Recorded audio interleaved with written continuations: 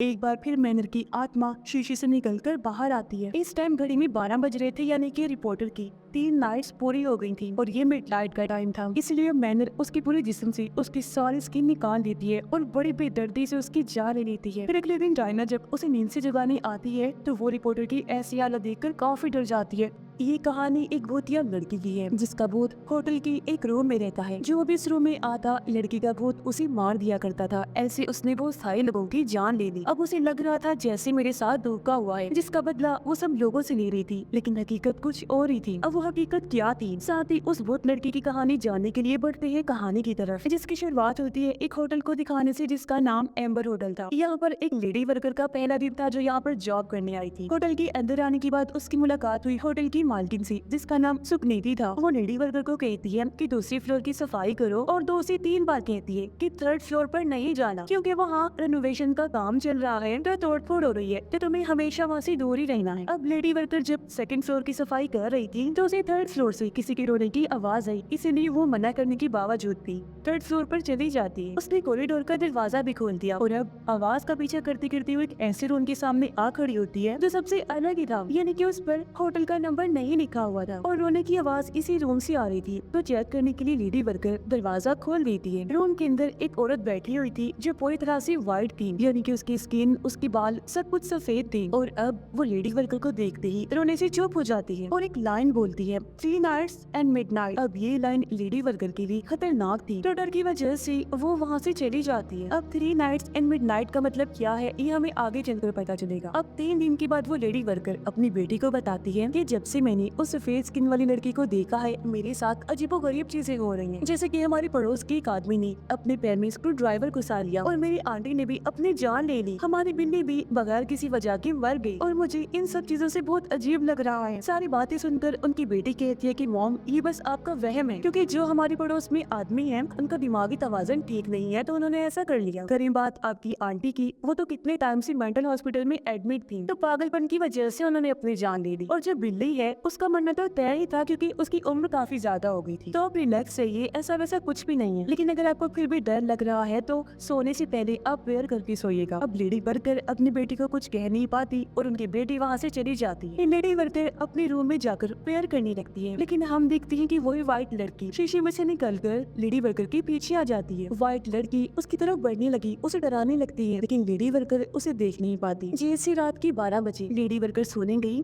तो व्हाइट लड़की उसके रूम में चली जाती है और बड़ी बेरहमी से उसकी सारी स्किन निकाल कर बेदर्दी से उसकी जान ले लेती है। लेडी वर्कर की आवाज सुनकर उसकी बेटी वहाँ पर आई और जब उसने अपनी माँ को ऐसी हालत में देखा वो बहुत ज्यादा डर जाती है, रो रो कर चिल्लाने लगती है और ये सीन इधर ही कट हो जाता है। अब 3 दिन के बाद हम 2 बहनों को देखते हैं, जिनमें बड़ी बहन का नाम रायना था। अपने डैड की मौत के बाद वो अपने दादा और दादी के पास जा रही थी। उनकी दादी और कोई नहीं बल्कि एम्बर होटल की मालकिन थी, सुकनीति। उन लोगों के पास एम्बर होटल ही उनके डैड की आखिरी निशानी थी, इसलिए वो अपनी दादा और दादी के साथ वहाँ पर रहने के लिए आई थी। जैसे ही होटल पहुंची, इनकी दादी सुकनीति और दादा इनका काफी अच्छे से वेलकम करते हैं। सब लोग एक दूसरे से मिलकर काफी खुश होते हैं। सुकनीति रायना को उसके डैड की कुछ चीजें देते हुए कहती है कि अब से होटल तुम्हें ही संभालना है, जिसके लिए रायना मान जाती है, क्योंकि उसे कैसे भी करके इस होटल को चलाना है। वजह ये है कि अब उसकी बहन की जिम्मेदारी रायना पर ही आ गई थी, जिसकी रहने का खर्चा और कॉलेज की फीस रायना के सर पर ही थी। सुकनीति यहाँ रायना और उसकी बहन को भी यही समझाती है कि तुम होटल में कहीं भी घूम सकती हो सिवाय 3rd फ्लोर की, क्योंकि वहाँ जाना मना है, रेनोवेशन का काम हो रहा है, वर्कर्स छुट्टी पर है तो वहाँ जाना ठीक नहीं है। रायना करीबी स्कूल में अपनी बहन का एडमिशन करवा देती है और जब वो वहाँ से जाने लगी तो उसकी मुलाकात अपने ही एक पुराने दोस्त से होती है जो पहले कभी एक दूसरे को पसंद किया करती थी, और वो लड़का एक रिपोर्टर भी था। वो रायना को कहता है कि अपना ख्याल रखना, संभल के रहना, क्योंकि वो एक रिपोर्टर था तो एक औरत की मौत की जांच कर रहा था जिसका खून किया गया है, और वो और कोई नहीं बल्कि शुरुआत वाली लेडी वर्कर है। वो बताता है कि मैं इसी केस पर इन्वेस्टिगेशन कर रहा हूँ और आज मैं उस जगह पर जा रहा हूँ जहाँ वो लेडी काम करती थी, ताकि मुझे वहाँ पर कोई सबूत मिल सके। और जब वो बताता है कि वो लेडी एम्बर होटल में काम करती थी तो ये सुनकर रायना काफी चौंक जाती है, क्योंकि वो तो उनका ही होटल था जहाँ पर वो रहने आई थी। पर लेडी वर्कर की मौत वाली बात उनकी दादी सुकनीति ने उनसे छुपाई हुई थी, तो इसलिए अब वो रिपोर्टर रायना के साथ एम्बर होटल आ जाता है। वो सुकनीति से पूछता है कि वो लेडी वर्कर यहाँ पर कितने टाइम से काम कर रही थी। सुकनीति बताती है कि उसे कुछ दिन ही हुए थे, लेकिन उसके साथ हुआ क्या था ये हम नहीं जानते। ये सुनकर रिपोर्टर होटल में ही रुकने का फैसला करता है ताकि वो और ज्यादा सबूत इकट्ठे कर सके। यह रायना अपने दादा और दादी से नाराज होती है कि आप लोगों ने हमें इस बारे में क्यों नहीं बताया, जिस पर सुकनीति कहती है वो बेटा इसलिए क्योंकि तुम अपने डैड की मौत को अभी अभी झेल कर आई हो, तो हमने तुम्हें इसलिए नहीं बताया था कि तुम और परेशान ना हो जाओ। रात को रायना की बहन प्रेयर कर रही होती है और रायना को भी यही कहती है कि गॉड पर भरोसा रखी और प्रेयर किया करी। रायना जब अपने रूम के बाहर खड़ी हुई थी तो उसी थर्ड फ्लोर के एक कमरे से लाइट जलती हुई नजर आती है, तो इसलिए वो चेक करने वहाँ पर चली जाती है कि आखिर वहाँ पर है कौन और लाइट किसने ऑन की, क्योंकि वहाँ पर तो कोई नहीं होना चाहिए था जैसा सुकनीति ने बताया था। लेडी वर्कर की तरह रायना भी कॉरिडोर के दरवाजे को खोलने की कोशिश करती है, लेकिन जब उसने देखा कि ये लॉक्ड है तो वो तोड़कर अंदर आ जाती है। उसे भी सामने वाली रूम से लड़की की रोने की आवाज आने लगती है। उसने जैसे ही दरवाजा खोला अंदर वो व्हाइट लड़की बैठी हुई थी जो रायना को भी देखकर 3 नाइट्स एंड मिडनाइट बोलती है। रायना कुछ करती नहीं और चुपचाप वहाँ से चली जाती है, क्योंकि उसे लग रहा था कि शायद ये लड़की होटल की कोई गेस्ट है, लेकिन वो पूरी रात उस लाइन के बारे में ही सोचती रही। अगले दिन जब वो अपनी बहन को स्कूल ड्रॉप करने गई तो गाड़ी पर 1 लिखा हुआ था, यानी कि पहला दिन, जो चीज फिर गायब भी हो गई। लेकिन ये चीज रायना को परेशानी में डाल देती है, इसलिए वो इस बारे में सुकनीति से बात कर ही लेती है। वो सुकनीति से 3 नाइट्स एंड मिडनाइट का मतलब पूछती है। वो बताती है कि कल रात मुझे 3rd फ्लोर के एक रूम से लाइट जलती हुई नजर आई। जब मैं वहाँ गई तो मुझे किसी लड़की की रोने की आवाज आई। तब मैं उस रूम वाली गेस्ट को चेक करने गई कि क्या वो ठीक है। यह रायना के मन में एक सवाल ये भी आ रहा था कि अगर 3rd फ्लोर पर कोई रह रहा था तो फिर सुकनीति ने ये क्यों कहा कि वहाँ रेनोवेशन का काम हो रहा है और वहाँ पर कोई नहीं है। मगर उसकी सारी बातें सुनकर सुकनीति काफी घबरा जाती है। उसे देखने से साफ लग रहा था कि वो 3rd फ्लोर की भयानक राज को जानती है, इसलिए वो हर किसी को वहाँ जाने से मना किया करती थी। लेकिन अब क्योंकि रायना वहाँ पर चली गई थी तो सुकनीति ये सोचकर भी काफी डरी हुई थी। उसे इस टाइम कुछ समझ नहीं आ रहा था कि मैं रायना को क्या कहूँ, और रायना वहाँ से चली जाती है। अब रायना अपनी बहन को स्कूल ड्रॉप करने के लिए चली जाती है। उनके जाने के बाद सुकनीति के पास उनका हस्बैंड आया। वो बताता है कि आज पुलिस हमारे होटल में आने वाली है, क्योंकि लेडी वर्कर की बेटी ने पुलिस को सब कुछ बता दिया है जो कुछ उसके साथ यहाँ हुआ था। तो पुलिस आकर इन्वेस्टिगेशन करना चाहती है। ये सुनकर सुकनीति दुखी होते हुए बताती है कि अब कुछ नहीं हो सकता, क्योंकि रायना भी 3rd फ्लोर पर चली गई है और उसने वो रूम खोल दिया है। जो सुनकर उसका हस्बैंड भी काफी डर जाता है। दोनों सोच में पड़ जाते हैं कि अब हम क्या करेंगे। लेडी वर्कर की मौत की खबर हर जगह फैल गई थी। पुलिस भी यहाँ पर इन्वेस्टिगेशन करने आ चुकी थी, और जब ये बात सभी गेस्ट को पता चलती है तो वो वहाँ से जाने लगते हैं। यहाँ पर रिपोर्टर भी था और सारी चीजों की इन्वेस्टिगेशन कर रहा था। तभी यहाँ पर रायना भी आ जाती है। अब एक फोन की घंटी बजती है जिसे रायना उठाती है। उसे कहा गया कि उसी रूम में टॉवल पहुंचाओ, तो अब टॉवल रायना ही देने जाती है। उसने देखा कि रूम में तो कोई नहीं है, लेकिन अब बाथरूम से रोने की आवाज आ रही है। और जब वो बाथरूम को चेक करने गई, खैर वहाँ पर कोई भी नहीं था। अब तभी रूम वाले फोन की घंटी बजती है जिसे रायना फिर से उठाती है। आगे से कोई बोल रहा था कि अगर वो बाथरूम में नहीं है, रूम में नहीं है, तो फिर ये सोचो कि वो रूम में छुपी हुई कहाँ है। ये सुनकर रायना काफी डर जाती है। वो जल्दी से रिसेप्शन पर कॉल करके पूछती है कि इस वाले रूम में कौन रुका हुआ है। तब उसे पता चलता है कि कोई भी नहीं, वो रूम तो खाली है। चेक करने पर रायना को वही लड़की अब पर्दों के पीछे चलती हुई नजर आती है। देखते देखते वो लड़की अब कारपेट के नीचे आ गई और तेजी से रायना की तरफ बढ़ने लगती है। रायना ने उसे देख लिया था। ये व्हाइट बालों वाली लड़की थी जिसकी आंखें लाल रंग की थी और वो बहुत डरावनी लग रही थी। उसे देखकर रायना बहुत डर गई, जल्दी से रूम से बाहर आ जाती है। तभी यहाँ पर रिपोर्टर भी आ गया जो रायना को संभाल है। रायना उसे सब कुछ बता देती है जो अभी अभी उसके साथ हुआ। रिपोर्टर जब चेक करने रूम के अंदर गया तो सब कुछ वैसा का वैसा ही था, यानी कि सब नॉर्मल था। वहाँ ऐसा वैसा कुछ भी नहीं था जो रायना बता रही थी। अब जो रायना के साथ हुआ था वो सुनकर होटल का सारा स्टाफ भी अपनी जॉब छोड़ के वहाँ से चली जाती है। इसलिए अब मजबूरन सुकनीति और उनके हस्बैंड को रायना और रिपोर्टर को सारी बात बतानी पड़ती है। वो कहती हैं कि 6 साल पहले जब हमारी माली हालात अच्छी नहीं थी तो तुम्हारे डैड यानी कि हमारे बेटे ने हमें बताया कि उसने ये होटल खरीदा हुआ है, तो अगर हम चाहे तो यहाँ रह सकते हैं और जो यहाँ से पैसे मिले उनसे हम अपना खर्चा उठा सकते हैं। लेकिन जब हम इस होटल में आए तो इसकी हालत बिल्कुल भी ठीक नहीं थी। तुमने पूरे होटल को रेनोवेशन करवाया, और जब एक वर्कर 3rd फ्लोर पर लाइट लगा रहा था तो उसे भी उस नंबर के बगैर वाले रूम में किसी लड़की के रोने की आवाज आई। तब उसने भी चेक करने के लिए वो दरवाजा खोला और अंदर उसे भी वो व्हाइट लड़की मिली, जिसको भी देखकर उसने 3 नाइट्स एंड मिडनाइट बोला। ऐसा होने के बाद उस वर्कर के साथ 2-3 दिन तक अजीब होता रहा और फिर तीसरे दिन की मिडनाइट पर यानी कि 12 बजे उसकी मौत हो गई। फिर वो बताते हैं 3 नाइट्स एंड मिडनाइट का मतलब। वो कहते हैं कि इसका मतलब है कि जिस किसी को भी उस लड़की ने ऐसा बोला पहले 2-3 दिन तक उसके साथ अजीब होता रहेगा और फिर तीसरी रात की मिडनाइट यानी 12 बजे बुरी तरह से उसकी मौत हो जाएगी। इसे जाहिर है वो व्हाइट लड़की ही मारती होगी। जैसा उस वर्कर के साथ हुआ,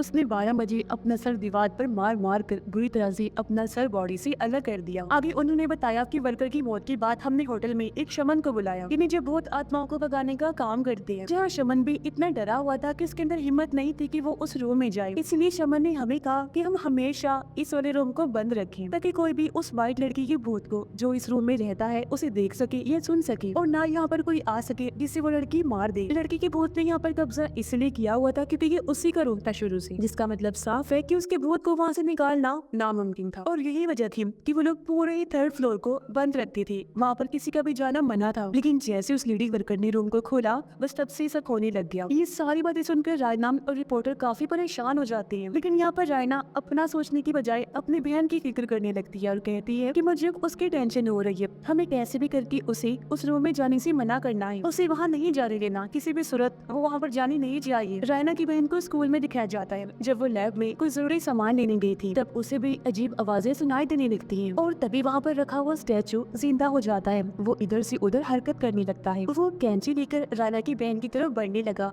और बार बार यही बात कह रहा था कि जब तुम भी मरोगी तो तुम्हें भी वही तकलीफ महसूस होगी जो उस व्हाइट लड़की ने महसूस की थी। ये देखकर वो काफी डर जाती है, चिल्लाते हुए बाहर आ गई। उसकी आवाज सुनकर वहाँ पर लोग इकट्ठा हो जाते हैं, और जब रायना की बहन ने टीचर को ये बताया कि अंदर कोई है और स्टैचू इधर से उधर हरकत कर रही है, तो टीचर अब कुछ चेक करने अंदर गई। लेकिन वहाँ पर तो ऐसा कुछ भी नहीं था, सब कुछ नॉर्मल था, सारी चीजें अपनी अपनी जगह पर पड़ी हुई थी। फिर रायना की बहन घर आ गई, जहाँ रायना सबसे पहले उसे एक ही सवाल पूछती है कि क्या तुम 3rd फ्लोर की उस रूम में गई हो या फिर नहीं, जिस पर उसकी बहन ने बताया कि हाँ, मुझे भी उस रूम से किसी के रोने की आवाज आ रही थी, तो मैं उसे चेक करने वहाँ पर गई, जहाँ मुझे व्हाइट लड़की बैठी हुई दिखी और उसने मुझे 3 नाइट्स एंड मिडनाइट बोला, जिसका मतलब था कि अब इन दोनों बहनों के पास ही सिर्फ 3 दिन का टाइम है। तो अब उस व्हाइट लड़की के बारे में जानने के लिए रायना और रिपोर्टर उसे शमन के पास जाते हैं, जिसने 3rd फ्लोर को सील किया था। शमन बताता है कि व्हाइट लड़की ने जरूर कुछ ऐसा छुपाया हुआ है जिससे वो मरने के बावजूद भी आफ्टर लाइफ में नहीं जा पा रही, इसी दुनिया में फंसी हुई है। और अब अगर वो लोग चाहते हैं कि सच्चाई का पता चले, तो उन्हें उस लड़की का नाम जानना होगा, क्योंकि लड़की के नाम से ही वो उसके भूत से बात कर पाएंगी। इसलिए अब रायना और रिपोर्टर बाकी के साथ मिलकर लड़की के नाम के बारे में सोचने लगते हैं। तभी रायना को याद आया कि डैड ने कहा था, मैंने अपने दिल में बहुत सारे राज रखे हुए हैं जिनको मैं नॉवल में लिखता हूँ। इसलिए रायना सबको अपने डैड के नॉवल पढ़ने को देती है, क्योंकि उसे यकीन था कि कहीं न कहीं डैड ने अपने नॉवल में उस व्हाइट लड़की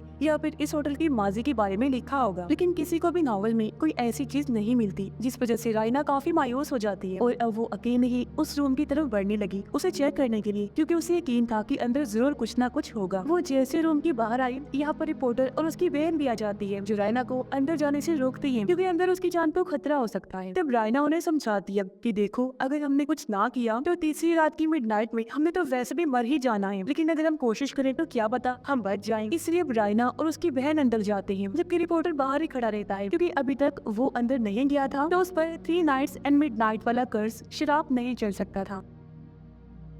रूम में आने के बाद रायना और उसकी बहन अलग अलग होकर वहाँ हर तरफ से बहुत ढूंढने लगती है, जहाँ उनकी नजर एक सूखे हुए सफेद फूल पर पड़ती है। रायना की बहन बाथरूम में गई उसे चेक करने, जहाँ शीशे में वो उस लड़की के भूत को देखती है जो उसे डरा रही थी। रायना बेड के नीचे चेक करने गई, जहाँ पर उसे एक पेपर का टुकड़ा मिला जिस पर एंजल लिखा हुआ था, जिसे रायना अपने पास रख लेती है और उसे दिखाने अपनी बहन के पास जाने लगी। लेकिन उसने देखा कि मेरी बहन तो पोजेस हो चुकी है, यानी लड़की की आत्मा अब उसकी बहन के अंदर आ गई थी। रायना उसे होश में लाने की कोशिश करती है, लेकिन उसकी बहन के सर पर अब एक चेहरा आ गया था, इसलिए वो रायना पर हमला कर देती है, अपना सर दीवार पर मारती है और दीवार के ऊपर चढ़ जाती है। वो बहुत भयानक लग रही थी। उसकी चिल्लाने की आवाज सुनकर रिपोर्टर भी अंदर आ गया, जहाँ वो किसी तरह उसे पोजेशन से तो बाहर ले आता है, लेकिन वो खुद भी काफी जख्मी हो गया था। अब रायना की बहन तो बिल्कुल ठीक हो गई थी, लेकिन तभी इन्हें अपने सामने व्हाइट लड़की का भूत खड़ा हुआ नजर आया, जो फिर से बोलती है 3 नाइट्स एंड मिडनाइट, जो लाइन उसने रिपोर्टर के लिए बोली थी, यानी कि अब वो कर्ज उस पर भी चल गया था, क्योंकि वो इस रूम के अंदर जो आ गया था। लेकिन वो तीनों जल्दी से भागकर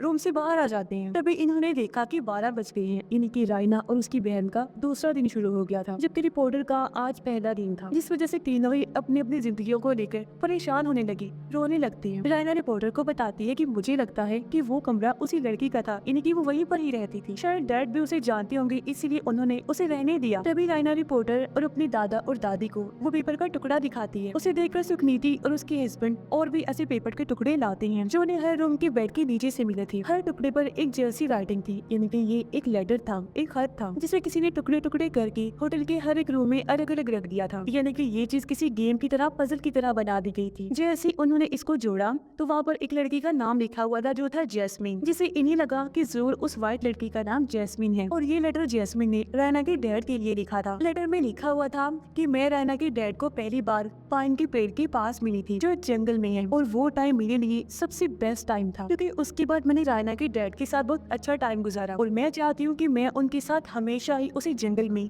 पाइन के पेड़ों के पास रहूं। पता चला कि जैस्मिन एंजल भी रैना के डैड को ही बोल रही थी। अब इससे लोग समझ आते हैं कि अगर हम पाइन के पेड़ों के पास उस जंगल में जाएं तो जरूर हमें वहाँ से कोई ना कोई सुराग मिल सकता है। इसीलिए अब रैना और रिपोर्टर पास ही के जंगल में पाइन के पेड़ों को ढूंढने निकल जाती हैं। जल्दी उन्हें वो जगह मिल भी गई थी, क्योंकि पाइन के पेड़ों के साथ वहाँ बहुत सारे सफेद फूल भी उगे हुए थे, और ये वही जगह थी जहाँ रैना के डैड और जैस्मिन मिला करती थी। रैना यहाँ पर आकर और भी चीजें याद करने लगती है। लेटर के मुताबिक वो नॉर्थ की तरफ बढ़ने लगते हैं। वो एक नदी के पास पहुंचे जहाँ उन्हें एक बोटमैन कश्ती में बैठा हुआ इस तरफ आता हुआ नजर आया। उस आदमी से वो पूछने लगे कि आखिर वो व्हाइट फ्लावर्स मेनली असल में उगते कहाँ हैं, यानी कि उनका ओरिजिन कहाँ पर है, क्योंकि हो सकता है जैस्मिन उसी जगह की रहने वाली हो। तो वो बोटमैन बताता है कि वो फूल हमारे गाँव में ही उगते हैं, हमारा गाँव ही उसका ओरिजिन है, और हमारे गाँव का नाम भी व्हाइट फ्लावर विलेज है। जिस सुनकर रायना और रिपोर्टर थोड़ा खुश हो जाते हैं, क्योंकि उन्हें लग रहा था कि शायद हम सच्चाई के बहुत ही करीब हैं। इसीलिए वो बोटमैन से मदद मांगते हुए कहते हैं कि आप प्लीज हमें गांव के हेड के घर ले चलिए, हमने उनसे कोई जरूरी बात करनी है। बोटमैन उनकी मदद कर देता है और वो उन्हें हेड के घर ले आता है। जब रायना और रिपोर्टर हेड से बात करना शुरू करते हैं, वो उन्हें होटल में हो रही मौतों के बारे में बताते हैं। लेकिन जैसे उन्होंने हेड को व्हाइट लड़की जैस्मिन की शक्ल सूरत के बारे में बताया, यानी कि वो पूरी व्हाइट है, उसकी आंखें लाल हैं,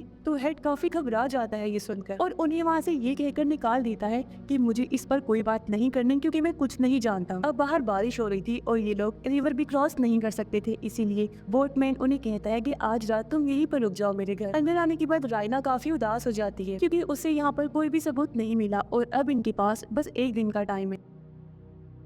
यहाँ रायना रिपोर्टर को ये भी बताती है कि जब मेरी मॉम बीमार पड़ी और मेरे डैड को कैंसर हुआ तो मैंने बहुत प्रेयर्स की, लेकिन फिर भी गॉड ने मेरी नहीं सुनी, मेरी मदद नहीं की, बल्कि मेरी पेरेंट्स को मुझसे छीन लिया। लेकिन सब कुछ भुलाकर जब मैं यहाँ पर रहने आई तो मुझे यहाँ पर भी सब कुछ वही देखना पड़ेगा, यानी कि अपनी और अपनी बहन की मौत। ये बताकर वो रोने लगी, कहती है कि मुझे समझ नहीं आ रही कि गॉड मेरे साथ कर क्या रहे हैं। तब रिपोर्टर उसे समझाता है कि देखो, अगर तुम्हारे साथ बुरी चीजें हो रही है ना आज, तो इसका मतलब है कि गॉड तुम्हें आने वाले बुरे वक्त के लिए तैयार कर रहा है, ताकि अगर कभी तुम आने वाले टाइम में भी किसी मुसीबत में फंसो तो तुम हार ना मानो, बल्कि गॉड से दुआ करो, गॉड पर यकीन रखो। अभी वो ये बातें कर ही रहे थे कि तभी उन्हें हेड और उसकी वाइफ की लड़ने की आवाजें आती है, जिससे रिपोर्टर को शक हुआ कि हेड की वाइफ जरूर कुछ ना कुछ तो जानती है और वो छुपा रही है, क्योंकि पहले भी जब वो लोग बातें कर रहे थे तो उसने हेड की वाइफ को चुपके से उनकी बातें सुनते हुए देख लिया था। इसलिए चुपके से हेड के घर घुस जाते हैं और इन्हें वहाँ उस व्हाइट लड़की जैस्मिन की पेंटिंग नजर आती है, और फिर तभी हेड की वाइफ उन्हें बता देती है कि असल में ये लड़की हमारी बेटी है। तो अब वो लोग बोटमैन को और हेड की वाइफ को सब कुछ बताने के लिए कहते हैं। तो बोटमैन उन्हें बताता है कि उस लड़की का, यानी व्हाइट लड़की का असल नाम मैनर है, जो कि मिडनाइट में हेड के घर पैदा हुई थी, लेकिन उसे एक बीमारी थी जिस वजह से उसका पूरा जिस्म ही व्हाइट था, यहाँ तक कि उसके बाल भी, उसकी स्किन भी। इसी वजह से तो उसका नाम उन व्हाइट फ्लावर्स के ऊपर रखा गया था, जिन व्हाइट फ्लावर्स पर इस गाँव का नाम रखा गया था। मैनर की शक्ल सूरत की वजह से हर कोई उसे परेशान करता, बच्चे उसे बुली करते थे और अक्सर तो उसे डेविल कहते थे कि ये कोई इंसान नहीं है बल्कि शैतान है। उसकी डैड भी उसे हमेशा पीटा करते,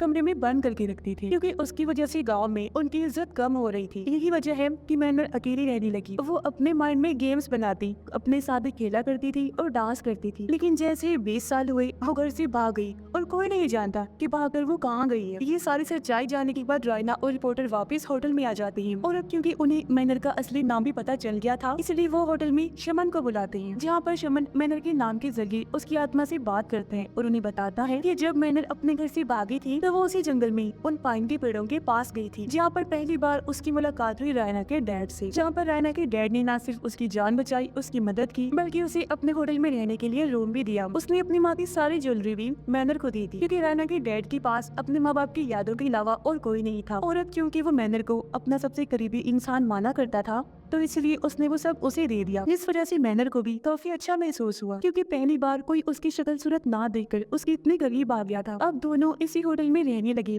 देखते ही देखते उनमें प्यार भी हो गया, क्योंकि रायना के डैड ने उसे कभी भी इस बात का एहसास होने नहीं दिया कि वो बाकियों से अलग है, जिस वजह से वो खुद भी इस बात को भुला चुकी थी कि मैं बाकियों से अलग हूँ। लेकिन फिर रायना की डैड अपने बिजनेस के सिलसिले में जकार्ता चली गई और उसके पीछे से मैनर उसके वापस लौटने का वेट करती रही, जहाँ उसने रायना के डैड के लिए वो लेटर वाला गेम बनाया, यानी पजल गेम, जिस लेटर के कई सारे टुकड़े करके उसने हर रूम के बेड के नीचे रख दिया। लेकिन काफी दिन गुजर गई थी और रायना के डैड वापस नहीं लौटे, इसलिए मैनर अब खुद जकार्ता जाकर उसके डैड को ढूंढने लगी। लेकिन वहाँ मैनर ने रायना के डैड को किसी और के साथ देखा, यानी कि उनकी एंगेजमेंट हो गई थी और वो लड़की उसके बच्चे की माँ बनने वाली थी, जिसका मतलब वो समझ गई, यानी कि रायना के डैड ने मुझे धोखा दिया। इस वजह से उस बेचारी का दिल टूट गया। होटल वापस आकर उसने चाकू से अपने जिस्म की सारी जिल्द निकाल दी, क्योंकि इस तरह दिल तोड़कर रायना के डैड ने उसे यह एहसास दिला दिया था कि वो सच में बाकियों से अलग है। वो किसी के काबिल नहीं और ना ही कोई उसे कबूल कर सकता है। सिर्फ अपनी शक्ल सूरत की वजह से वो हमेशा अकेली रहेगी, इसलिए वो लगातार 3 दिन तक अपने जिस्म से अपनी स्किन को अलग करती रही। फिर जैसे ही तीसरी रात की मिडनाइट आई तो दर्द में तड़प तड़प कर उसकी मौत हो गई। ये सुनकर रायना और रिपोर्टर को काफी दुख भी हुआ, साथ ही वो काफी डर भी जाती है और शमन से पूछती है कि अब हम इन सबको ठीक कैसे कर सकते हैं। जिस पर शमन कहते हैं कि अब तुम्हें मैनर का टूटा हुआ दिल जोड़ना है, यानी कि अब उन्हें मैनर की लाश ढूंढनी होगी कैसे भी करके, जिसमें उन्होंने मैनर की लाश को किसी ऐसी चीज से जोड़ना है जो जिंदा चीज का काम करे और मैनर इन्हें माफ कर दी। लेकिन जब उन्होंने शमन से पूछा कि हम ये काम करेंगे कैसे, तभी आकर मैनवी आत्मा ने शमन पर हमला कर दिया। वो उसकी गर्दन पकड़ लेती है और बुरी तरह उसका सर जिस्म से अलग करके उसे मार डालती है, जो सीन बहुत ही भयानक था। और अब उसका असली रूप देखकर रायना और रिपोर्टर भी बहुत घबरा जाते हैं। रायना काफी टेंशन में भी थी, क्योंकि सब कुछ ठीक करने के लिए उनके पास टाइम बहुत ही कम बचा था। तभी रायना की बहन की नजर बेड के नीचे पड़ी उसके डैड के सामान पर गई। उसमें किताब थी जिस पर लिखा हुआ था व्हाइट एस डस्टबिन, यानी कि उनके डैड ने इस बुक के अंदर मैनर के बारे में लिखा हुआ था। किताब को पढ़ने से उन्हें पता चला कि असल में रायना के डैड जकार्ता किसी मीटिंग के सिलसिले में नहीं गए थे, बल्कि वो तो मैनर को शादी के लिए प्रपोज करने के लिए उसके लिए उस जैसे ही व्हाइट फ्लावर्स वाली रिंग बनवाने गए थे, ताकि वापिस आकर उसे सरप्राइज दे सके, उसे बता सके कि मैं तुमसे कितना प्यार करता हूँ और फिर वो शादी कर लें। लेकिन जब वो रिंग खरीद कर शॉप से बाहर आ रही थी तो तभी एक गाड़ी से उनका एक्सीडेंट हो गया। एक्सीडेंट में रायना के डैड के दिमाग पर गहरी चोट आई, जिस वजह से उनकी याददाश्त चली गई। और जिस गाड़ी से उनका एक्सीडेंट हुआ था वो असल में सुकनीति और उनके हस्बैंड की थी, यानी कि रायना का डैड उनका असली बेटा नहीं था। उन्होंने तो उसे बस गोद लिया था और उसे अपने बेटे की पहचान दी थी, उसका नाम और सब कुछ। तो बस तभी से रायना का डैड सुकनीति और उनके हस्बैंड के साथ रहने लगा। लेकिन फिर एक दिन उसे सब कुछ याद आ ही गया कि आखिर में यहाँ पर आया क्यों था, इसलिए वो जल्दी से वापस होटल में आ गया, क्योंकि वो भी मैनर से बहुत प्यार करता था। लेकिन तब तक मैनर की लाश का बहुत बुरा हाल हो चुका था, वो सड़ चुकी थी। और ये देखकर रायना के डैड को बहुत दुख हुआ, वो पूरी तरह से टूट गई। वो हर टाइम यही सोचती रहती है कि काश उस दिन मैं मैनर को सब कुछ बता देता, सच कि मैं तुमसे कितना प्यार करता हूँ और तुम्हें सरप्राइज देने के लिए ही मैं जा रहा हूँ। इससे होता ये कि आज वो खुद के साथ ऐसा ना करती और ये दोनों साथ होती और उन्होंने शादी कर ली होती। लेकिन अब क्योंकि मैनर की मौत हो चुकी थी, वो जा चुकी थी, इसलिए रायना के डैड उसकी लाश को होटल के बेसमेंट में बने एक सुरंग में ही दफन कर देती हैं, ताकि वो बरी हो सके। कब्र के ऊपर उसने वही व्हाइट फूल वाली रिंग की तस्वीर बना दी जो उसने मैनर के लिए बनवाई थी, ताकि इससे मैनर की आत्मा को सुकून मिल सके और उसकी कब्र हमेशा यहीं पर रहे, जहाँ उसने मैनर के साथ अपने इतनी सारी और इतनी प्यारी यादें बनाई। जिसके बाद रायना के डैड हमेशा के लिए इस होटल से दूर चले गए, क्योंकि वो हमेशा इस दुख में रहकर अपनी जिंदगी नहीं जी सकते थे। ये सब देखकर रायना और उसकी बहन समझ गई कि इसका मतलब है कि डैड ने कभी मैनर को धोखा दिया ही नहीं था, बल्कि वो तो उससे इतना प्यार करती थी। मगर सच जाने से पहले ही मैनर की मौत हो गई। तो अब उन्हें कैसे भी करके मैनर को सारी सच्चाई बतानी होगी। जहाँ तभी उन्हें शमन की कही बात याद आती है कि उन्हें मैनर की लाश को किसी ऐसी चीज के साथ जोड़ना होगा जो जिंदा चीज का काम कर सके। और अब उस जिंदा चीज का काम करने वाली थी ये रिंग, जिससे वो मैनर की लाश को पहना कर उसका टूटा हुआ दिल जोड़ सकती थी, जिससे वो भी सच्चाई जान ली कि रायना के डैड ने उसे कितना प्यार किया था और कभी धोखा नहीं दिया था। जिसके बाद रायना और रिपोर्टर होटल के बेसमेंट में आ जाते हैं। वो पूरी तैयारी करके आई थी ताकि टनल के अंदर उसकी कब्र को ढूंढ सके। जिसके बाद वो सुरंग में अलग अलग जाकर मैनर की लाश को ढूंढने लगती है। लेकिन तभी यहाँ पर मैनर की आत्मा भी आ जाती है, क्योंकि वो उन्हें इतनी आसानी से ये काम करने नहीं दे सकती थी। वो इनका टाइम जाया करने के लिए रिपोर्टर को पोजेस्ट कर लेती है। उसके जरिए वो रायना को गलत रास्ता बताती है। लेकिन बहुत जल्द रायना को पता चल गया कि रिपोर्टर पोजेस्ट है और अगले ही पल वो रायना पर हमला कर देते हैं, जिसे बचकर वो उससे दूर भाग जाती है। लेकिन रायना अपने बचाव में रिपोर्टर पर हमला करके उसे जख्मी कर देती है। ताकि अगर मैंने उसे पोजेस भी कर ली तो वो उसके करीब ना आ सके। जिसके बाद एक बार फिर से रायना कब्र को ढूंढना शुरू कर देती है। साथ ही वो काफी परेशान भी थी क्योंकि अब उसके पास टाइम बहुत ही कम बचा था। कुछ ही देर में 12 बजने वाली थी। तभी रायना को अपने बैग में अपने दादा और दादी का लेटर मिलता है कि रायना, अगर तुम्हें कोई भी रास्ता ना दिखे तो तुम गॉड से प्रेयर करना, देखना वो फिर तुम्हारी मदद जरूर करेंगी, क्योंकि उसके पास आखिरी रास्ता गॉड ही है जो जरूर हेल्प करती है। तो इसीलिए अब रायना प्रेयर करने लगती है। वो रो रो के गॉड से दुआ करती है। उधर रायना की बहन भी अपने दादा और दादी के साथ मिलकर प्रेयर कर रही थी, क्योंकि उसे यकीन था कि हमें सिर्फ गॉड ही बचा सकती है। और ऐसा होता भी है, क्योंकि तभी कुछ दूर चलने के बाद रायना को वो कब्र मिल जाती है, जिसे रायना खोदना शुरू करती है और उसे कुछ ही देर में मैनर का स्केलेटन ढांचा मिल जाता है। लेकिन इससे पहले रायना उस रिंग को मैनर के हाथ में पहनाती, यहाँ पर पोजेस्ड रिपोर्टर आ गया। वो रायना पर हमला कर देते हैं, लेकिन वो जैसी तैसी अपनी जान पर खेलकर वो रिंग मैनर के हाथ में पहना ही देती है, जिससे कि उसकी लाश और जिंदा चीज यानी कि वो एलिमेंट आपस में मिल चुकी थी। ऐसा होते ही मैनर सारी सच्चाई जान गई थी। उसकी आत्मा को शांति मिल गई, सुकून मिल गया और अब वो वहाँ से चली जाती है। कुछ ही देर बाद रायना और रिपोर्टर टनल से बाहर आ गई, जहाँ वो सब लोग आपस में मिलकर जज्बाती हो गए, रोने लगते हैं, क्योंकि उन्हें लग रहा था कि हमने सबने मिलकर आखिरकार सब कुछ ठीक कर ही दिया। रायना और रिपोर्टर ने वो सब कुछ पुलिस को बता दिया जो उनके साथ हुआ था। फिर रिपोर्टर रायना से बात करने आया। उसे कहता है कि मैं आज भी तुमसे प्यार करता हूँ और सिर्फ तुम्हारे साथ ही रहना चाहता हूँ। ये कहकर वो उसे शादी के लिए प्रपोज करता है। इसे रायना कबूल भी कर लेती है और हाँ बोल देती है। रिपोर्टर अभी भी उस होटल में ही था और वो फोन पे रायना से बात कर रहा होता है कि कल हम अपनी शादी की डिस्कशन करेंगे। और अब जैसे रिपोर्टर ने फोन बंद किया, हम देखते हैं कि एक बार फिर मैनर की आत्मा शीशे से निकलकर बाहर आती है। इस टाइम घड़ी में 12 बज रहे थे, यानी कि रिपोर्टर की 3 नाइट्स पूरी हो गई थी और ये मिडनाइट का टाइम था। इसलिए मैनर उसके पूरे जिस्म से उसकी सारी स्किन निकाल लेती है और बड़ी बेदर्दी से उसकी जान ले लेती है। फिर अगले दिन डायना जब उसे नींद से जगाने आती है तो वो रिपोर्टर की ऐसी हालत देखकर काफी डर जाती है। वो दुखी भी थी, रोने लगती है। वो इस बात से काफी परेशान हो रही थी कि उन्हें लग रहा था कि हमने सब कुछ ठीक कर दिया है और मैनर जा चुकी है, लेकिन असल में ऐसा कुछ भी नहीं हुआ था। वहाँ पर पुलिस और एम्बुलेंस आई जो रिपोर्टर की लाश को वहाँ से ले जा रही होती है और ये चीज छत पर खड़ी रायना और उसकी बहन देख रही होती है। यह रायना अपनी बहन से पूछती है कि अगर मैनर ने रिपोर्टर को ही मारना था तो उसने हमें क्यों नहीं मारा, तुम्हें और मुझे जिंदा क्यों छोड़ दिया, और अभी हालांकि उसने सच जान लिया है लेकिन वो फिर भी इस दुनिया में क्यों है, यहाँ से क्यों नहीं जा रही। इस पर रायना की बहन कहती है कि बेशक हमने ऐसा करके उसका दिल तो जोड़ दिया, लेकिन अभी भी मैनर वो चीजें नहीं भूली थी जो उसके साथ बाकी लोगों ने की। उसका दिल दुखाया, उसे परेशान किया उसकी शक्ल सूरत की वजह से, क्योंकि हमारे डैडी थे जो उससे प्यार करते थे, बाकी सब तो उसे नफरत ही करते थे ना, उसे बुरा समझते थे। तो अब जब तक वो उन सब लोगों से बदला नहीं ले लेगी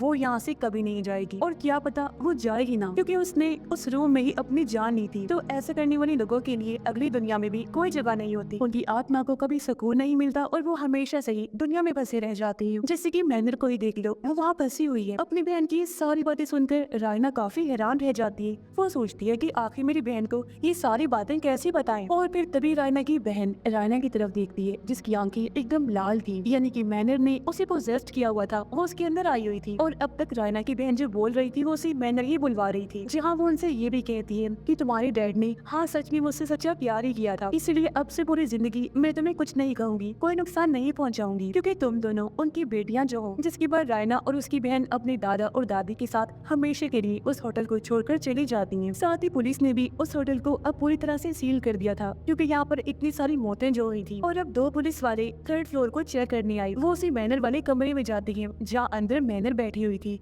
और उनको देखते ही वो कहती है 3 नाइट्स एंड मिडनाइट, यानी कि वही मौत वाली लाइन बोलती है, यानी कि ये सिलसिला अब इस होटल में शुरू होने वाला था फिर से। मैनर हमेशा के लिए इस होटल रूम में रहने वाली थी, तो वो लोगों को ऐसी मारती रहेगी जो भी यहाँ पर आएगा, यानी कि ये चीज बहुत खतरनाक थी। इसी भयानक एंडिंग के साथ ही ये कहानी भी इधर ही खत्म हो जाती है।